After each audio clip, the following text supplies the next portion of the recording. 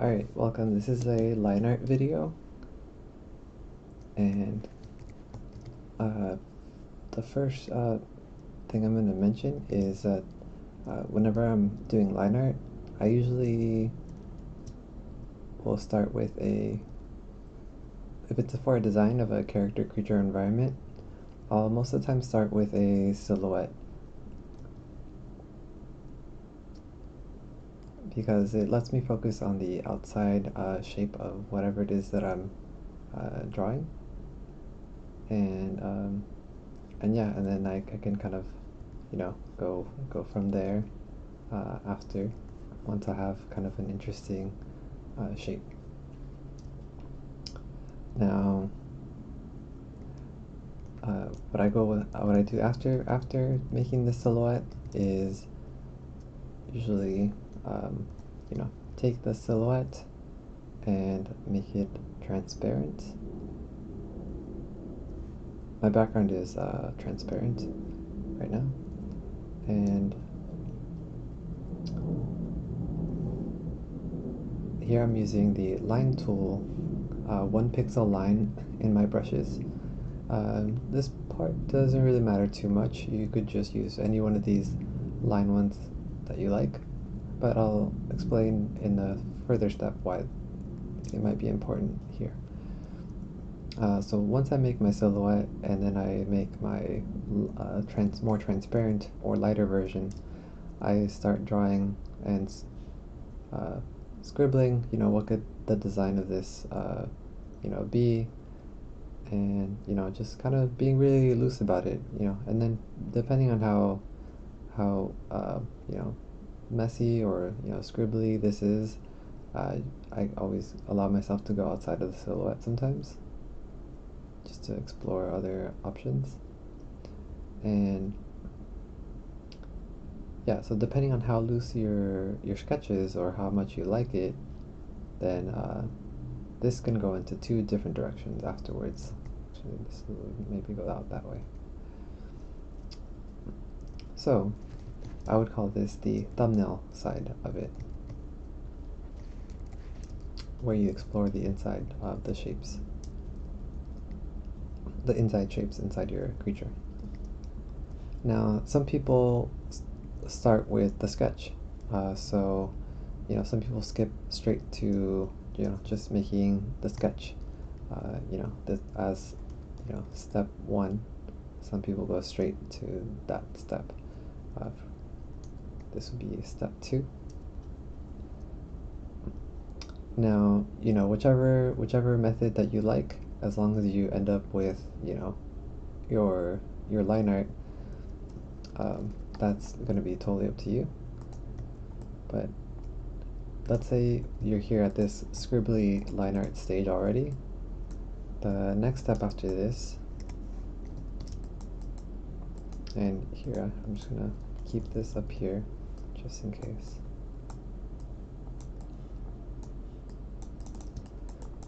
The next decision to make here is either you're going to want to keep your line art that you made and just use the eraser, which I recommend the basic eraser O, and the 1 pixel line brush. Both are second from the top in their respective folders in erasers and line. And this method is just cleaning up, sort of. You're working on that same layer and just erasing and drawing, hitting B key and B key and for brush, and eraser for the eraser. So that's the E key. And yeah, you're just kind of drawing in here and erasing the elements that you don't want and cleaning up this way.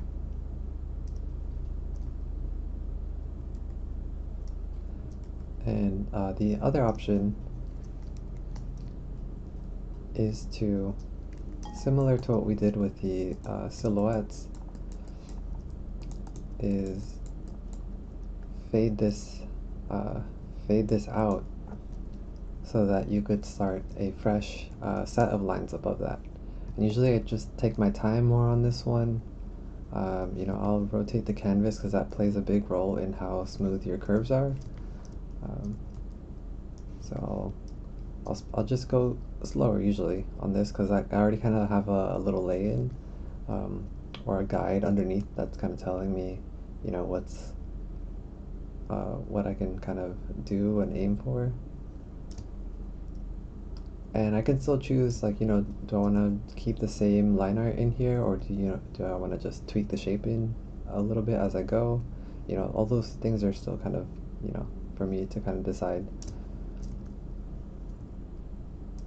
Not that you can't do that on the other side, but yeah, I'm just showing you both paths. I like this one because I can still see what my original idea was underneath, but there's no wrong one.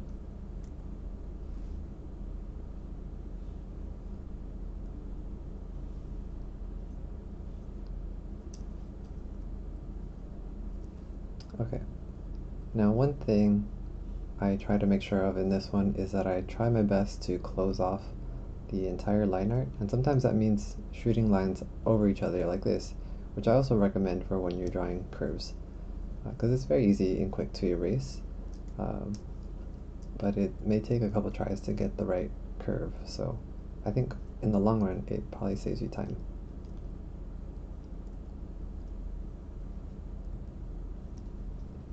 Also, it's important at this step for your eraser to be, when you're working on the outer line, if you're planning to use my actions that will fill the drawing with color, because sometimes the eraser sets at 90% and you think you're erasing, but the pixels are still there, and they'll get picked up if you do any sort of kind of things that select that layer, because they'll be selecting those pixels that it knows are there, but you cannot see. Okay, so both methods we get to this stage. I can see on the one left it's not completely closed off, so I will close it off just for now. And actually it's a good thing that it's not completely closed, so I'm gonna fade away this part underneath, the under sketch. You know, I can always turn it back on if I want it back on. Okay, now if you're using my actions, the one in the line art workflow called fill underline, you want to be on the layer that you want it to fill, and then you want to click your stylus or the play action button. You can also pick your color here of what color you want it to be. I'm going to pick a blue for this one, and then I'll hit play. And so it just automatically creates a solid color with the mask using actions.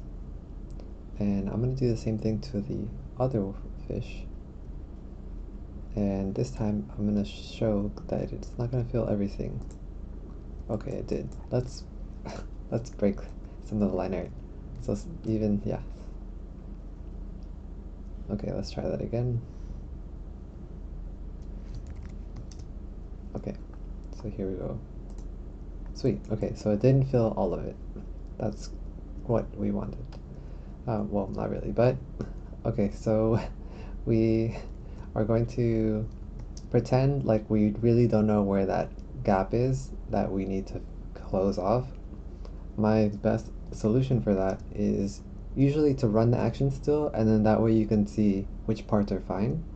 And then the second step is you can hold down Alt or Option key.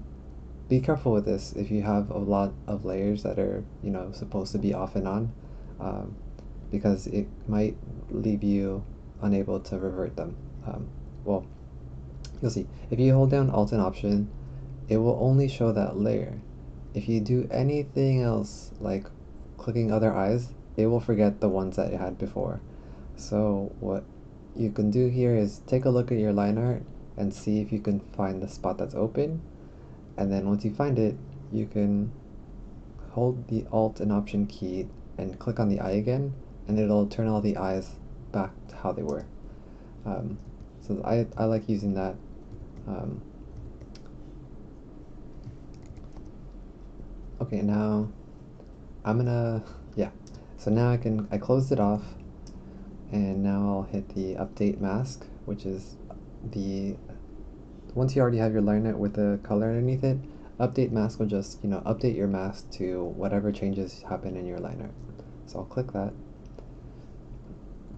And this is probably shown in my actions video. So, but in case you missed it, yeah, you can add pieces to it still. And that's why I like this action specifically, because it saves me the step of having to kind of fill the color in or make selections, and just, saves me time overall. Okay, now there's a reason we're using the 1 pixel line here, and it's because if we want to aim for nice line quality, that to me means having very consistent, very thin lines on the inside, and then having a very thick line on the outside.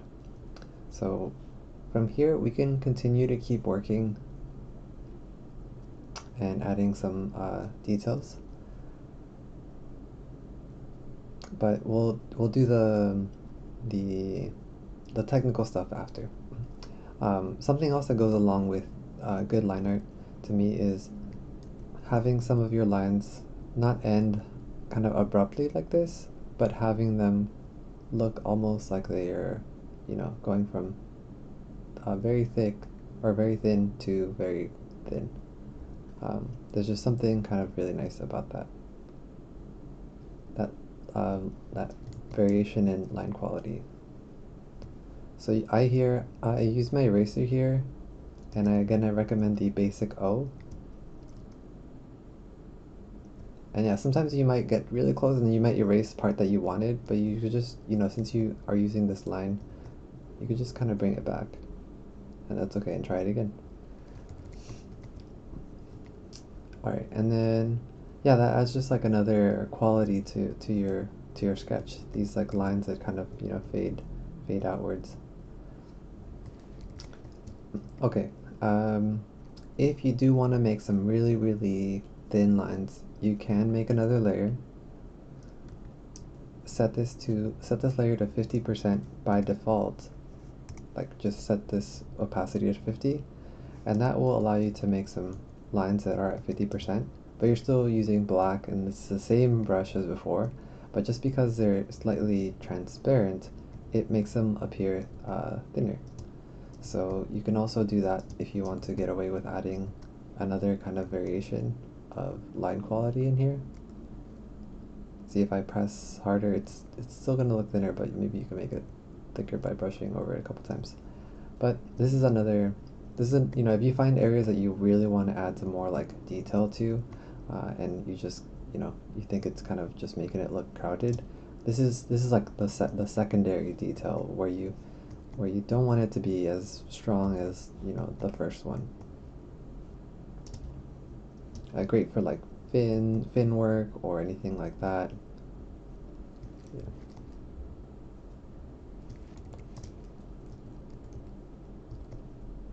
Okay, and I'm not worried about going outside the line because I always clip or copy and drag the mask up, and there's so many ways. I'll just use this one. Just drag this mask by holding down the Alt option. It just duplicates the mask and puts it on top of it. But I don't need this right now, so I'm gonna get rid of that. So that's another option for adding this kind of second pair of lines. Now we can add the very, very thick line that goes along the outside. And to do that, normally I click here in the open spot, but because this panel is not that wide, I'm going to click over the chain. It's nothing special. It's just like if I were to click here, because this has this open space on the layer, it brings up the layer style menu. If I click here over the text, that's why it brings me to renaming the layer. So I'm going to just click over the chain this time. Your layer does not need to have a chain for this menu to come up. You just need to click in the open space. And then I'm going to go here to stroke. And I click this on the solid color layer that has the mask on it. And already we see that it applied the stroke. And it's set here to 1 pixel and its position is on the outside. And color is black, and you can change all this other stuff or have it match this exactly. And then if you want it bolder, you can just change this to 2 or move the slider and hit OK. And the nice thing is you can always have this changed later on. Now, sometimes I like to edit some of the lines that I made, because whenever something is overlapping or another object or another thing, like here, the body goes in front of the fin. This should probably also be the same thickness as the outside line, or close to it. It's a nice way to tell the viewer that that is on another, is behind something else. Same with this part of the fin here. And here I'm actually even just erase just this part a little bit, just so it looks like it's connected to the body.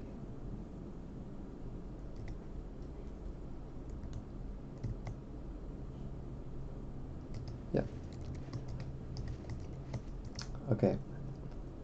And if you're working on a sketch for a creature or anything like that, you can, if you close off the eye, you can use the magic wand tool with these settings up here so that it works just like mine does. And you can fill this, just new layer. I like to do a light color because it makes the creature feel like alive. And then lastly, a little bit of a gradient helps to move the viewer's eyes over the creature. So I'm just going to use a darkness or brightness. I'll show you both, but in the color actions I'll create a brightness layer, or I'll have it create a brightness, and it creates it with the mask so that I can apply this. So there's lightness, and you could do this with just a gradient tool too. This is just set up better so that it doesn't affect transparent pixels. And then I'll show it with the darkness one.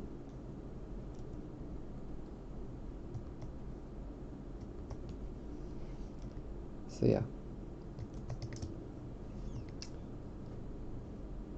Now, last thing to mention is sometimes it's nice to add a little bit of color to your line art, and there's a bunch of different ways to do this. But oh yeah, one more thing. If your line art is very light from far away, you consider duplicating your line art to make it even more visible and stronger. And you could do the same thing for your, light, very light, your 50% layer. If you want that to just be a little stronger, you can, make it darker, and you can duplicate that if you really want to make it really like stand out. But I'm gonna just tone this back down. So what I do to color the line art is put all the lines into a group. So this is line art. And now I'll make a solid color layer. Here I could just pick the line art color if I want. I'll be free to change it after. Hit OK. And now holding down Alt or Option, I will clip it to the folder. And now it's coloring the line art, but I can double click this to change the color a little bit because it's a little bit too light. Now it's better. I can make it white, or I can make it kind of like this darkish blue. I just like using solid color layers to help pick the colors. It just makes it really easy to see the color there and click it to change it.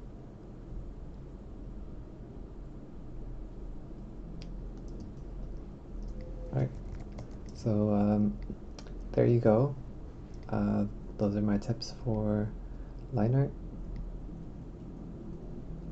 And yeah, if you wanted to go a stage above this, you can create a new layer above your solid color, clip something to it, and you can shade in with full black your shadows.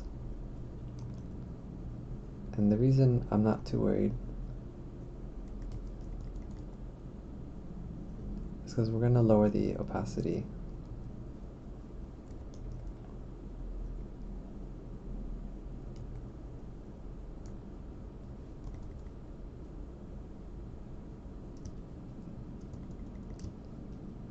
Yeah.